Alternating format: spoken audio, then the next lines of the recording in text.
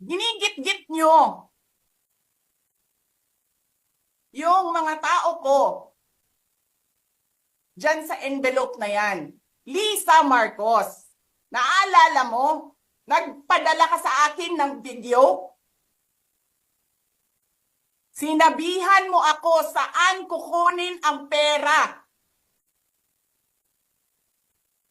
Pinakita mo ang muka ng tao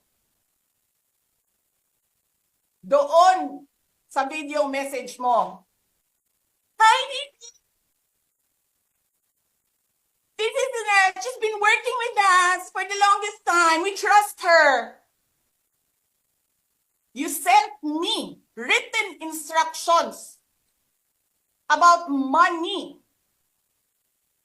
Millions a month. Anong nakalagay doon sa envelope? DepEd. Anong ginawa ko? Binigay ko sa DepEd. Putak na mukha.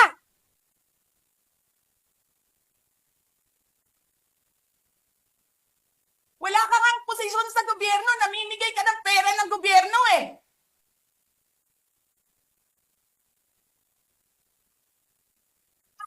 Sisirahin nyo yung tangal ng mga kasama ko sa Office of the Vice President. Sasabihin nyo sa mga tao, nakaw yan, confidential funds yan. Niwala nga kayong isang proof na confidential funds yan. Naniwala lang kayo sa isang babae na ang pangalan ay Gloria Mercado na nagsabi confidential funds yan, na hindi nyo nga nilabas na wala pang confidential funds, meron ng white envelope. Kasi 2022 pa lang, tang ina mo ka, may utos na ng pera sa DepEd. Tapos kami yung nagsisinungaling? Nagpipigil ako eh. Kasi gusto ko lang magtrabaho. Gusto ko lang tapusin nyo na yung show ninyo dyan sa House of Representatives para makabalik na kami sa trabaho namin.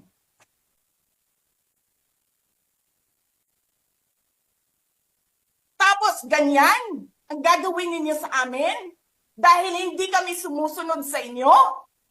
Dahil ayaw na namin tumulong sa inyo?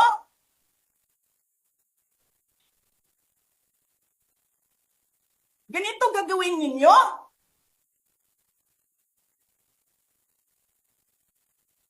Presidente ka, may speaker ka na involved sa bribery ng Supreme Court justices. May video, may kaso, may witnesses. Hindi mo tinanggal yung speaker mo. Pinabayaan mo siya abusuhin ang pera ng bayan. Paikot-ikot sa buong bansa, namimigay ng pera na para bang kanya yung pera.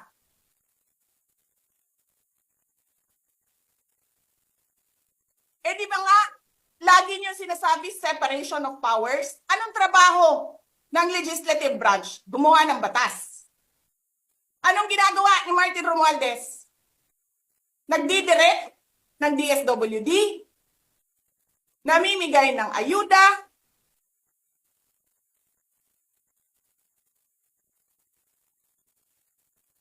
nagsasabi kung anong bibigay, anong ibibigay, anong gagawin, sino ba ang presidente dito?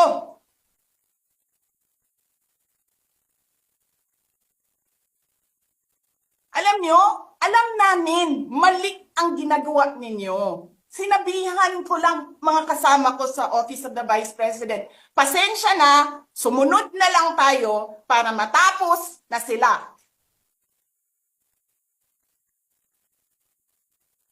Tapos ganito ang gagawin ninyo? Alam namin, walang contemptuous doon sa ginawa ni Yusek Lopez. Wala. Lahat ng tanong, sinagot niya. Pumunta siya.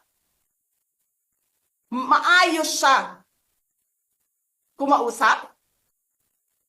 And then sasabihin ninyo sa amin, bakit kami susulat sa COA?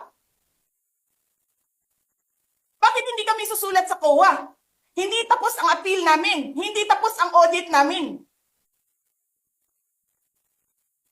Tapos buhaghag na ninyo dihaktanan ang gisubmit namo sa COA?